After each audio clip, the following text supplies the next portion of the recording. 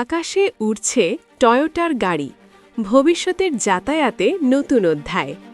জাপানের automobile giant Toyota পরীক্ষামূলকভাবে সফলভাবে উড়িয়েছে তাদের ফ্লাইং কার, যা উল্লম্বভাবে আকাশে উঠতে ও নামতে সক্ষম।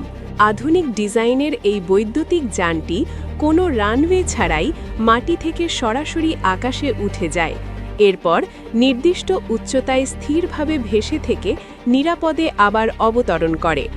এই উড়ন্ত গাড়িটি মূলত electric vertical take off and landing বা ইভিটিওএল প্রযুক্তিতে তৈরি, যা ভবিষ্যতে শহরের যানজট কমাতে গুরুত্বপূর্ণ ভূমিকা রাখবে বলে আশা করা হচ্ছে। টয়োটার পক্ষ থেকে জানানো হয়েছে, এই পরিবেশ বান্ধব যানবাহন নগর পরিবহনে বিপ্লব ঘটাতে পারে। প্রাথমিকভাবে এটি জরুরি সেবা, স্বল্প দূরত্বের যাতায়াত ও আধুনিক এয়ার ট্যাক্সি হিসেবে ব্যবহারের পরিকল্পনা রয়েছে।